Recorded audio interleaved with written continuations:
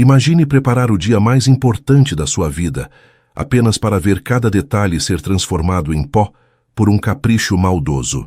No litoral do Espírito Santo, onde o azul do mar deveria emoldurar um recomeço, uma noiva se viu diante de um terreno vazio e do escárnio de quem deveria acolhê-la. O que parecia ser o fim de um sonho, no entanto, era apenas o palco para uma virada magistral, arquitetada em silêncio por quem ela mais confiava. Esta não é apenas uma história de traição familiar, mas sobre como a verdade sempre encontra um caminho, mesmo sob as camadas mais densas de arrogância. Antes de começarmos essa história incrível, não se esqueça de curtir o vídeo, se inscrever no canal e contar pra gente nos comentários de onde você está ouvindo essa história. O ar em Vitória sempre teve um peso diferente para mim. Não era apenas a umidade característica do litoral, capixaba que grudava na pele, mas a sensação constante de que eu precisava provar o meu valor a cada respiração. Naquela tarde de terça-feira, o vento nordeste soprava forte, trazendo o cheiro salgado do mar da Praia da Costa diretamente para dentro da sala de estar de Dona Odete, na Ilha do Boi. Eu olhava para as ondas quebrando lá embaixo, tentando encontrar a mesma calma que o mar parecia ter, mas meu coração batia num ritmo frenético de ansiedade. Faltavam apenas 4 dias para o meu casamento com Thales, e cada detalhe parecia uma peça de um quebra-cabeça que eu insistia em montar sozinha. Dona Odete estava sentada à minha frente, em uma poltrona de veludo azul que parecia mais um trono do que um móvel de descanso. Ela segurava uma xícara de porcelana fina, daquelas que parecem que vão quebrar se você olhar com muita força. O café que ela servia era sempre impecável, mas para mim, sempre tinha um retrogosto amargo que nenhuma quantidade de açúcar conseguia mascarar. Ela me observava com aqueles olhos frios, da cor do asfalto molhado, enquanto eu repassava pela 10ª vez a lista de confirmações do cerimonial. "Você tem certeza de que esse buffet vai dar conta, Mirella?" perguntou ela, com uma voz aveludada que escondia espinhos. "Os Sabores da Ilha é um lugar popular.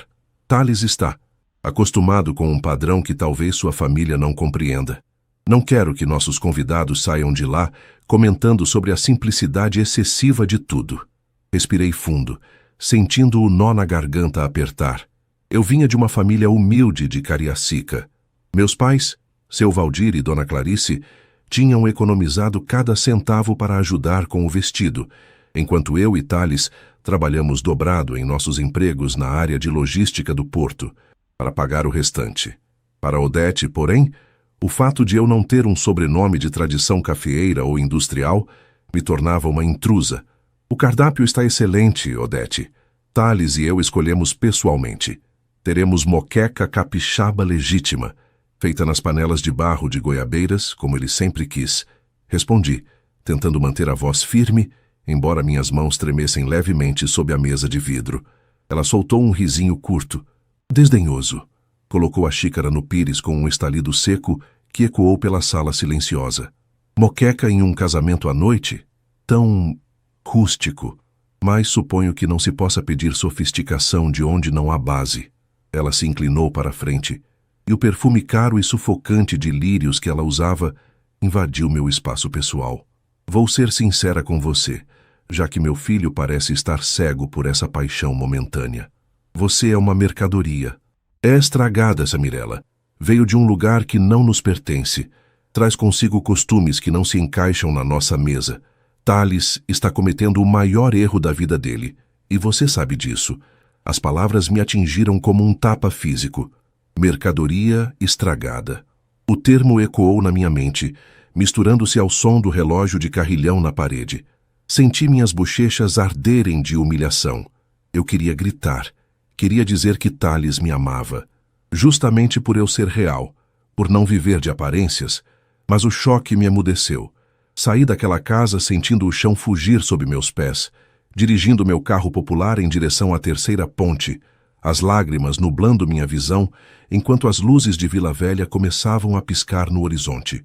Na quarta-feira pela manhã, o pesadelo começou a tomar uma forma tangível. Eu estava no meu escritório improvisado em casa, cercada por amostras de tecido e planilhas, quando recebi a primeira ligação, Era o Sr. Alcir, o dono do buffet. Dona Mirella, estou ligando para confirmar o estorno.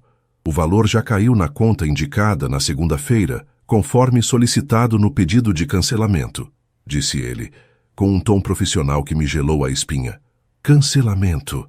Do que o senhor está falando, Alcir? Eu não cancelei nada. O casamento é no sábado. Minha voz subiu 2/8. E atraindo o olhar preocupado da minha gata, a única companhia no apartamento naquele momento. Mas recebemos um e-mail da sua assessoria, com uma cópia da sua identidade e uma assinatura digital. Além disso, uma senhora ligou confirmando, dizendo ser sua porta-voz financeira. O local, o cerimonial das flores, tudo foi cancelado em bloco.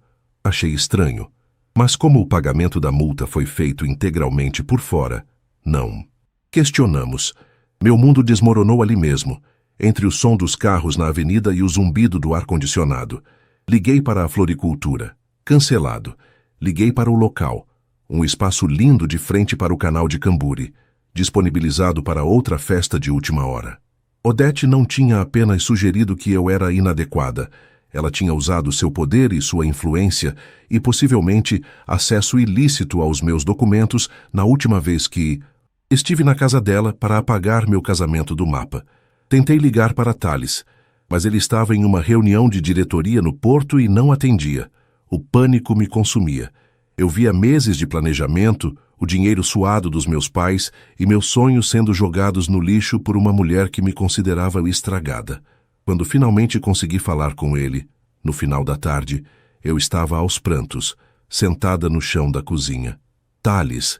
Ela acabou com tudo. Sua mãe cancelou o buffet, as flores, o salão. Não temos nada para sábado. Os 200 convidados vão chegar e encontrar as portas fechadas. Eu soluçava, mal conseguindo articular as palavras. Houve um silêncio estranho do outro lado da linha.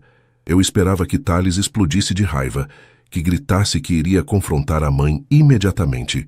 Mas a voz dele veio calma, quase gélida, mas não comigo. Mirella, escute. Bem o que eu vou te dizer agora. Respire. Eu já sei. Você já sabe? Como assim você já sabe? Perguntei, limpando o rosto com a manga da blusa. Eu notei que ela estava mexendo nas suas coisas há alguns meses. Eu vi quando ela tirou fotos dos seus documentos. Eu não quis te assustar porque precisava ter certeza de até onde ela iria. Ele fez uma pausa e pude ouvir o som de papéis sendo organizados. Eu planejei um plano de contingência há 6 meses, meu amor.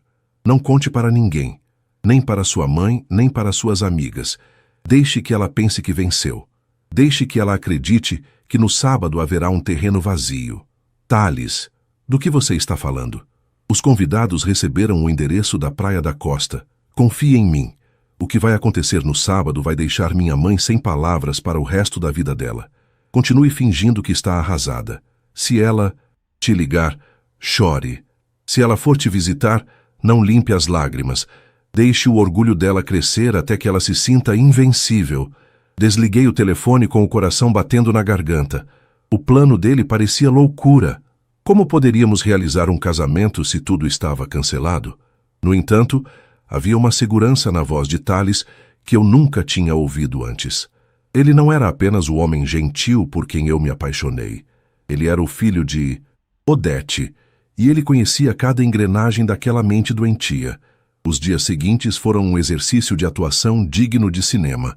Odete me ligou na quinta-feira, fingindo surpresa e solidariedade, ao saber que os fornecedores tinham falhado. Eu chorei no telefone, exatamente como Thales pediu. Eu disse que não sabia o que fazer, que estava desolada. Ouvi a satisfação contida na voz dela, o triunfo de quem achava que tinha acabado de limpar uma mancha no currículo da família.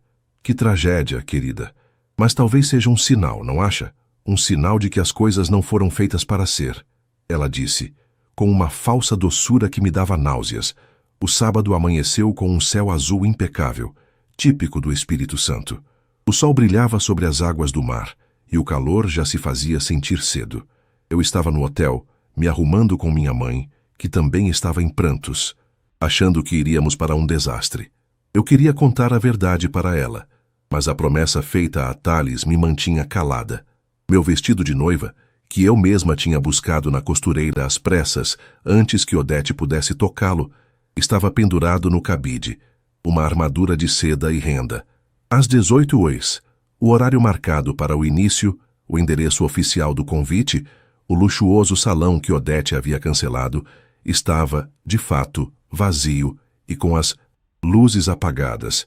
Eu imaginava os convidados chegando, o burburinho de confusão, e minha sogra lá, pronta para me acolher, os amigos da alta sociedade, com uma narrativa de que a noiva era instável e o casamento tinha ruído. Mas o que ela não sabia era que, a poucos quilômetros dali, em um local que ela desprezava, a verdadeira história estava prestes a ser escrita. O relógio de pulso que ganhei de formatura marcava 18h15. Eu estava dentro de um SUV preto com película escura, estacionado a 2 quadras do luxuoso salão de festas na Praia da Costa, o local que, tecnicamente, não existia mais para nós.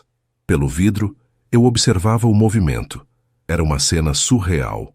Carros de luxo encostavam, homens de terno impecável e mulheres com vestidos de seda que valiam meses do meu salário desciam, apenas para dar de cara com as portas de vidro fechadas e um aviso de fechado para manutenção colado discretamente no portal de mármore. Eu conseguia ver Odete. Ela estava lá, radiante em um vestido bordô que parecia brilhar sob os postes de luz da orla. Ela não parecia uma sogra cujo filho tinha acabado de ter o casamento cancelado. Ela parecia uma rainha em meio ao caos que ela mesma criou. Ela circulava entre os convidados, levando a mão ao peito, fazendo gestos dramáticos de lamentação. Eu quase podia ouvir sua voz estridente dizendo: "É uma lástima. Meu filho é tão impulsivo. A moça não tinha estrutura emocional para um evento desse porte. Acho que ela desistiu de tudo na última hora." O veneno dela era destilado com uma elegância que me dava náuseas. "Ela está se divertindo, não está?" A voz de Thales veio do banco do motorista, calma, mas com um fio de aço que eu nunca tinha notado antes. Olhei para ele. Thales estava vestido com um smoking que eu nunca tinha visto. Era de um corte perfeito, sob medida, com abotoaduras de prata que brilhavam suavemente. Ele não parecia o homem derrotado que sua mãe esperava encontrar. Ele olhava para o painel do carro, onde um tablet mostrava coordenadas de GPS e uma lista de nomes sendo marcados com um cheque verde. "Ela acha que me destruiu, Thales. Olhe para ela. Ela está consolando suas amigas do clube como se eu fosse uma criminosa que fugiu com o dinheiro do buffet." Sussurrei, sentindo uma mistura de ódio e uma estranha satisfação por saber o que estava por vir. "Deixe que ela brilhe agora, Mirella. O palco é dela por mais 10 minutos. Mas o roteiro é meu." Thales pegou o celular e enviou uma mensagem curta. Agora, de repente, a confusão na porta do salão vazio foi interrompida. 3 micro-ônibus de alto padrão, pretos e com motoristas uniformizados, dobraram a esquina da guarita e pararam em fila indiana diante dos convidados. Simultaneamente, o celular de cada um dos 200 convidados apitou. Um convite digital interativo, enviado por uma lista de transmissão que Thales vinha alimentando em segredo há meses, saltou nas telas. O texto era curto. "Onde o amor é real, as paredes são o horizonte. Por favor, acompanhem o transporte oficial para o verdadeiro local da celebração. A festa apenas começou." Vi Odete travar. Ela pegou o celular da bolsa cravejada de cristais e seus olhos se arregalaram. A confusão nos rostos dos convidados transformou-se em curiosidade e animação. O burburinho aumentou, enquanto os motoristas desciam e começavam a organizar o embarque. Eles explicavam, com polidez capixaba, que o local anterior era apenas um ponto de encontro logístico. "Onde estamos indo?" "Thales?" perguntei, sentindo meu estômago dar voltas. "Para onde o mar é mais honesto, meu amor." "Manguinhos." O comboio seguiu para o norte, enquanto cruzávamos a ponte de Camburi e deixávamos os prédios altos de Vitória para trás. O céu ganhava tons de laranja e violeta profundos. Entramos na estrada em direção à vila de pescadores de Manguinhos, um lugar que Odete sempre chamou de antro de hippies e gente sem classe. Mas o que ela não sabia era que Thales, com a ajuda de um arquiteto, e um paisagista, amigos dele, tinha passado os últimos 6 meses transformando uma propriedade privada de um antigo barão do café, escondida entre as castanheiras e a areia, em um santuário de luxo rústico. Quando chegamos, o sol já tinha se posto, mas a iluminação era de tirar o fôlego. Milhares de luzes de fada pendiam das árvores centenárias, criando um teto de estrelas artificiais que se misturava com o céu real. O chão era de areia batida, coberto por tapetes persas antigos. O som que recebia os convidados não era uma playlist genérica, mas um grupo de congo tradicional da serra, tocando uma batida suave e hipnótica que vibrava no peito. Eu desci do carro nos fundos de uma casa colonial restaurada. Minha mãe, Clarice, estava lá me esperando, com os olhos vermelhos de tanto chorar, mas desta vez era de alívio. Ela segurava meu buquê de orquídeas brancas e jasmins, cujo perfume doce imediatamente acalmou meus nervos. Filha, eu não sabia de nada. Thales me buscou em casa e disse para eu não dizer uma palavra para ninguém da família. Ele disse que você precisava dessa proteção. Minha mãe sussurrou, ajeitando o véu no meu cabelo com as mãos calejadas pelo trabalho na confecção de roupas. Ele cuidou de tudo, mãe.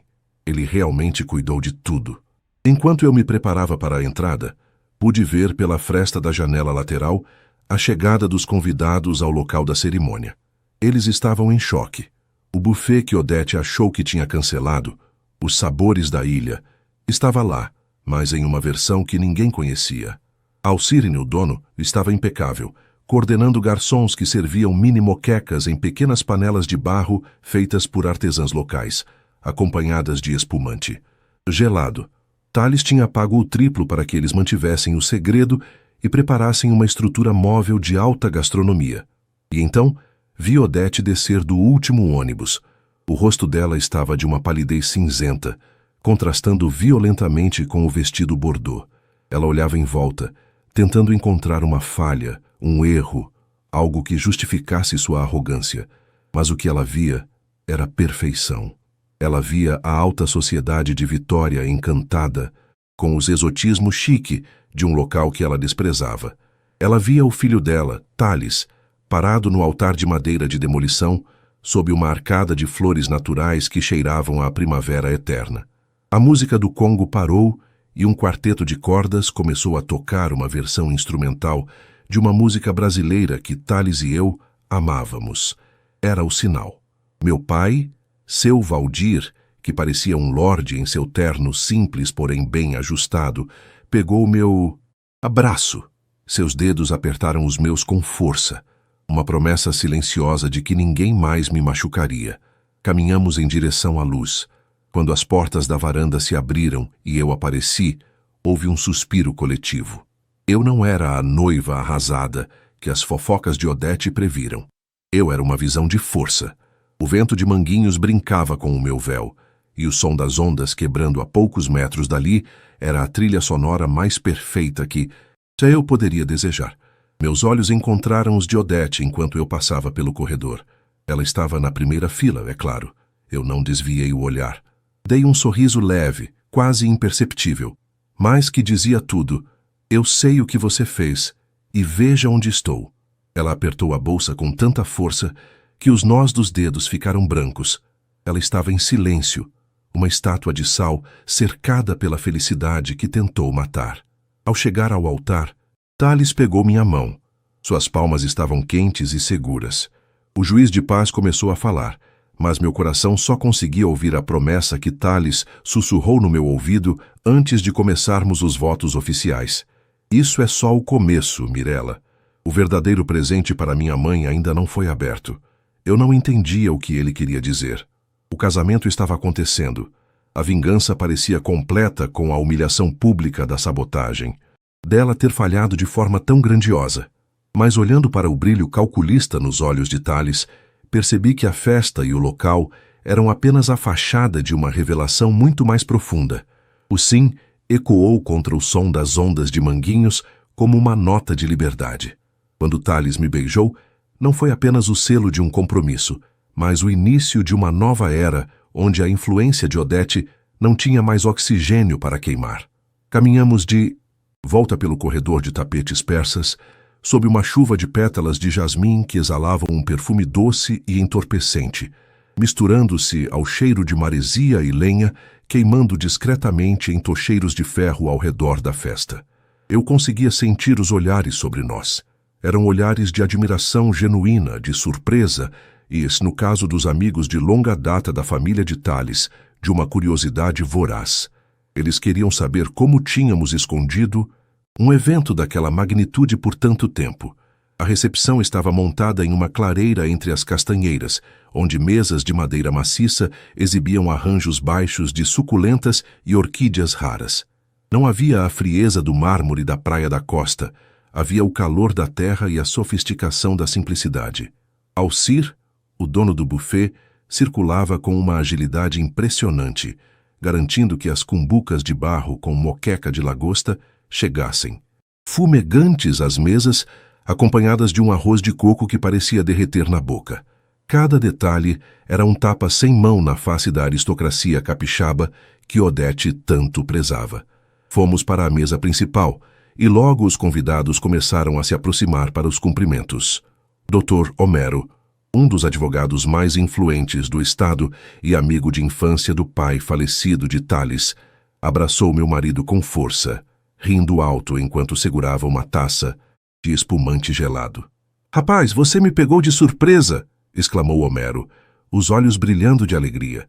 "Eu confesso que fiquei confuso quando vi aquele ônibus na porta do salão antigo, mas isso aqui é o Espírito Santo de verdade.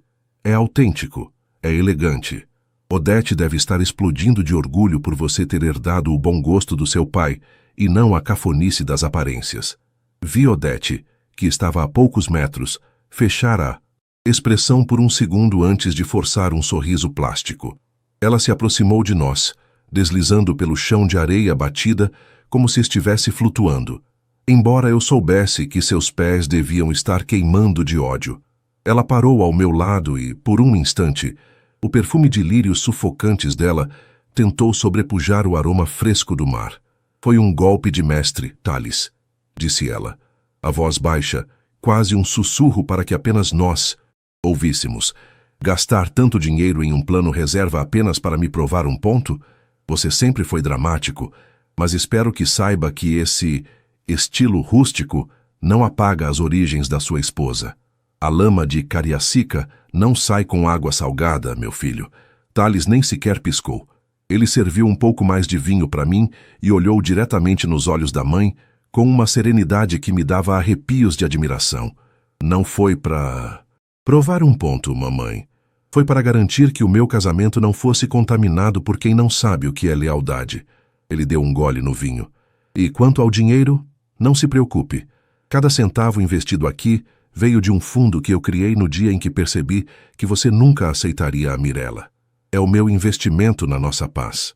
Odete se afastou, os lábios apertados em uma linha fina, e foi se sentar à mesa com suas amigas, as damas da sociedade, que agora não paravam de elogiar a decoração e a ousadia do evento. Eu via o desconforto dela. Ela tinha planejado ser a salvadora de um desastre, a mulher que consolaria o filho após a fuga ou o de fracasso da noiva pobre. Em vez disso, ela era apenas uma convidada em uma festa que ela não controlava, em um lugar que ela não entendia. A música mudou. O quarteto de cordas deu lugar a uma banda de jazz que misturava ritmos brasileiros. A festa ganhou corpo. Minha prima Luciana veio me abraçar, os olhos brilhando. Ela estava encantada com o luxo discreto de tudo. "Mirella, parece cena de novela", ela exclamava. Eu sorria, mas meu foco estava em Tales. Ele olhava o relógio constantemente. Eu sabia que o plano dele não parava na troca do local. Por volta das 22 horas, as luzes da festa diminuíram levemente. Um grande telão de LED, camuflado entre duas árvores, foi ligado. Era o momento tradicional da retrospectiva do casal. Todos se silenciaram, pegando suas taças e se virando para as imagens. Odete parecia relaxar um pouco, talvez achando que veria fotos piegas de nós dois na praia ou em jantares de família.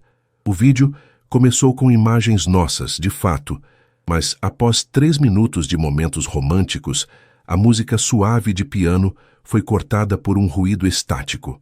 A tela ficou preta por 2 segundos e, em seguida, uma gravação de áudio começou a tocar, acompanhada por capturas de tela de e-mails e documentos digitais. A voz que ecoou pelos alto-falantes de alta fidelidade era inconfundível. Era a voz de Odete. Alcir, eu não me importo com a multa. Cancele o buffet, Sabores da Ilha, para o dia 15. Aqui está a autorização assinada pela Mirella. Eu consegui o acesso que precisava. Ela é uma mercadoria estragada. Meu filho merece algo melhor do que esse lixo de festa em um salão de 2ª categoria. Se ela ligar, diga que houve um erro no sistema e que o dinheiro foi devolvido. O silêncio que se seguiu em Manguinhos foi absoluto. Até o som das ondas parecia ter parado de quebrar. No telão, surgiram as provas técnicas. O endereço de IP da casa de Odete, os horários em que ela acessou ilegalmente minhas contas e as transferências bancárias que ela fez para pagar as multas de cancelamento de todos os fornecedores, flores, música, local. Olhei para a mesa de Odete. Ela estava petrificada. Suas amigas, as mesmas que ela tentava impressionar, agora a olhavam com uma mistura de horror e repulsa. Dr. Homero, o advogado, balançava a cabeça negativamente, visivelmente chocado com a baixeza da amiga de longa data. Thales caminhou até o centro do espaço, sob a luz de um refletor. Ele segurava um microfone e uma taça de cristal.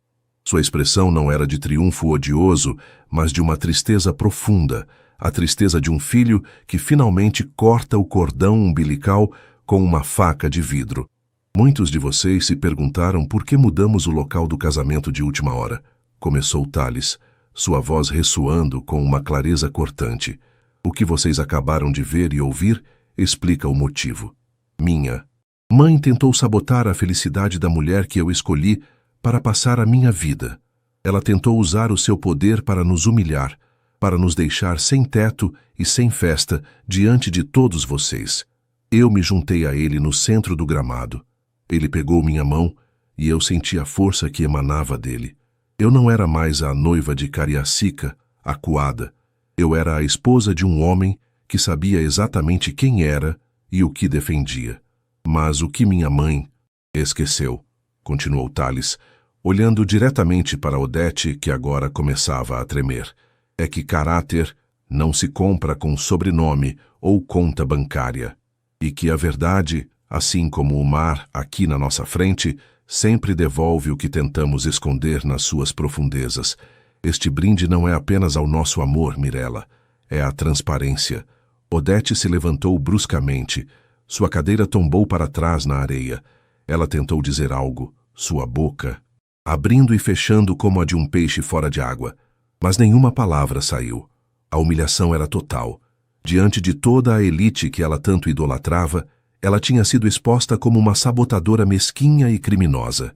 Ela caminhou em direção à saída, tropeçando nos tapetes que antes achara de mau gosto. Ninguém se levantou para ajudá-la. Ninguém chamou seu nome. Ela estava sozinha no meio da festa que tentou destruir, cercada pelo sucesso retumbante do seu próprio fracasso. Eu olhei para Thales, e por um momento o mundo sumiu. Mas, conforme Odete desaparecia na escuridão em direção aos ônibus, eu percebi que a vingança de Thales tinha camadas que eu ainda não conhecia. Ele não tinha apenas exposto o crime dela. Ele tinha algo guardado para o dia seguinte. Algo que envolvia o patrimônio da família e o futuro daquela mulher que nos chamou de mercadoria. O sol de domingo nasceu preguiçoso sobre as águas de Manguinhos, tingindo o mar com pinceladas de ouro e âmbar.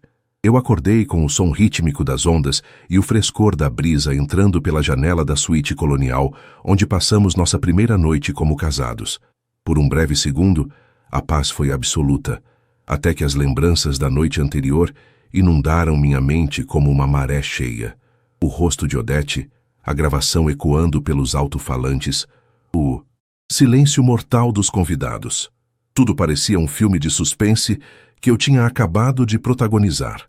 Virei-me na cama e encontrei Thales sentado na poltrona de palha indiana junto à varanda. Ele já estava vestido, com uma calça de linho claro e uma camisa branca. segurando um tablet e uma xícara de café fumegante, cujo aroma de grãos selecionados do Caparaó preenchia o quarto. Ele não parecia o homem exausto que eu esperava. Seus olhos tinham o brilho de quem finalmente havia terminado uma longa e árdua jornada de desminagem. "Bom dia, minha esposa", disse ele, com um sorriso que carregava uma doçura nova, livre do peso da vigilância constante que ele mantinha sobre a mãe. "Dormiu bem?" Como se eu tivesse tirado um piano das costas, Thales, mas aquela gravação, eu ainda não consigo acreditar que você guardou isso até o momento final. Levantei-me e fui até ele, sentindo a textura rústica do chão de madeira sob meus pés descalços. "Você disse que o presente para sua mãe ainda não tinha sido aberto. O que mais pode ser pior do que a humilhação pública que ela sofreu ontem?" Thales deixou o tablet sobre a mesa e pegou minhas mãos. O calor de sua pele era meu porto seguro. "Mirella, minha mãe nunca jogou limpo, mas o erro dela foi achar que eu era apenas um herdeiro passivo. Nos últimos 6 meses, enquanto eu fingia não notar as idas dela ao seu apartamento e as mexidas na sua bolsa, eu também comecei uma auditoria silenciosa na Logística Horizonte, a empresa que meu pai deixou. Senti um frio na espinha. A empresa era o orgulho de Odete, a fonte de sua relevância nos círculos sociais mais altos da Enseada do Suá e da Ilha do Boi. "O que você encontrou?" perguntei, quase num sussurro. Ela usou fundos de reserva da empresa para pagar os bônus de cancelamento de última hora para os nossos fornecedores originais. Ela achou que, como diretora administrativa, ninguém questionaria uma movimentação de R$100 mil diluída em notas fiscais de consultoria externa. Mas eu sou o diretor de operações, Mirella. Eu rastreei cada centavo. Ontem à noite, enquanto a festa acontecia, o Conselho Administrativo recebeu um dossiê completo. Não apenas com a tentativa de sabotagem do nosso casamento, mas com provas de má gestão e uso de ativos da empresa para fins pessoais ilícitos. O impacto daquelas palavras me deixou sem fôlego. Thales não tinha apenas protegido o nosso dia, ele tinha cortado as garras financeiras de Odete. Sem o controle da empresa, ela perderia a mansão, o motorista e, principalmente, o poder de ditar as regras na vida de qualquer pessoa. 3 horas depois, estávamos cruzando a terceira ponte em direção à Vitória. O cenário era o mesmo de sempre. O convento da Penha imponente no alto do morro, o mar azul cercado por pedras. Mas eu me sentia uma pessoa diferente. Não era mais a menina de Cariacica que se sentia inferior por não saber qual garfo usar em um jantar de gala. Eu era a mulher que tinha enfrentado a serpente e saído ilesa. Fomos direto para a mansão na Ilha do Boi. O silêncio na casa era sepulcral. O perfume de lírios, que antes me sufocava, agora parecia apenas o cheiro de algo que estava morrendo. Encontramos Odete na biblioteca, cercada por caixas de papelão. Ela não usava o vestido bordô cravejado de cristais, mas um roupão de seda escura que a deixava com um aspecto fantasmagórico sob a luz fria do meio-dia. Ela não gritou. Não houve o escândalo teatral que eu esperava. Ela apenas nos olhou com um desdém que agora parecia patético, como uma rainha de um país que já não existia no mapa. "Vocês acham que venceram?" A voz dela estava rouca, desprovida de sua habitual arrogância aveludada. "Vocês transformaram o nome desta família em piada nos grupos de WhatsApp de toda a cidade. Dr. Homero me ligou hoje cedo, dizendo que não pode mais me representar. Minhas amigas, aquelas hienas, já estão espalhando que eu perdi o juízo. Você não perdeu o juízo. A mamãe, você perdeu a humanidade." Thales disse, mantendo uma distância segura, como se temesse que a amargura dela fosse contagiosa. "Você tentou destruir a Mirella, chamando-a de mercadoria estragada. Mas a única coisa estragada aqui é a sua ética. O conselho decidiu. Você tem 48 horas para renunciar ao cargo e deixar esta casa, que pertence à holding da empresa. Vou garantir que você tenha um apartamento confortável em Jardim Camburi e uma pensão digna, mas você nunca mais colocará os pés na Horizonte. E nunca mais chegará a menos de 100 metros da minha esposa. Eu dei um passo à frente. Eu precisava dizer aquilo. Olhei para aquela mulher que um dia me fez chorar de soluçar escondida no banheiro. Sabe, Odete, Eu vim de um lugar onde a gente aprende o valor das coisas pelo esforço que faz para conquistá-las. Meus pais, seu Valdir e Dona Clarice, não têm um sobrenome famoso, mas têm uma honra que seu dinheiro nunca conseguiu comprar. Você me chamou de mercadoria, mas esqueceu que mercadorias são objetos. Eu sou uma pessoa. E pessoas que amam são muito mais difíceis de quebrar do que porcelanas finas. Odete desviou o olhar para a janela, observando os iates no clube náutico lá embaixo. Ela parecia subitamente muito velha, uma relíquia de um passado de aparências que estava sendo demolido pelo peso da própria maldade. Saímos daquela casa sem olhar para trás. Os meses que se seguiram foram de uma reconstrução doce. Thales e eu nos mudamos para um apartamento amplo na praia de Itaparica, em Vila Velha. Da nossa varanda, podíamos ver o mar aberto, sem as ilhas que cercavam a Ilha do Boi, simbolizando a nossa nova liberdade. Ele assumiu a presidência da empresa com uma visão ética e moderna, enquanto eu continuei meu trabalho na logística do porto, agora respeitada não por ser a esposa de Mu, mas pela competência que sempre tive e que Odete tentou apagar. Meus pais tornaram-se presença constante em nossa casa. Ver meu pai, seu Valdir, tomando cerveja e rindo com Thales na varanda, enquanto minha mãe ensinava a ele os segredos de um autêntico bobó de camarão, era a minha verdadeira vingança. A felicidade deles era o triunfo final sobre o preconceito. Odete mudou-se para o apartamento menor. De vez em quando, ouvíamos notícias de que ela tentava frequentar os mesmos lugares de antes, mas o vácuo social era implacável. Em Vitória, o poder é uma moeda volátil. Uma vez que você perde a dignidade e o controle financeiro, as portas se fecham com uma rapidez assustadora. Ela tornou-se uma sombra, uma nota de rodapé nas conversas de salão, lembrada apenas como aquela sogra que tentou cancelar o casamento. Hoje, enquanto escrevo estas memórias olhando para o sol se pondo atrás do mestre Álvaro, sinto uma paz profunda. A vingança, para nós, não foi sobre causar dor física ou devolver o mal na mesma moeda de crueldade. Foi sobre remover o véu das mentiras e permitir que a verdade brilhasse tanto que a escuridão de Odete não tivesse mais onde se esconder. Thales entra na sala e me abraça por trás, beijando meu pescoço. Ele cheira. Amar e a futuro. Eu olho para a minha aliança e sorrio. Nós não apenas sobrevivemos à sabotagem. Nós construímos um império sobre as cinzas do que ela tentou queimar. E o melhor de tudo, nós fizemos isso juntos com a cabeça erguida, provando que, no final das contas, o amor não é uma mercadoria. É a única coisa que realmente não tem preço.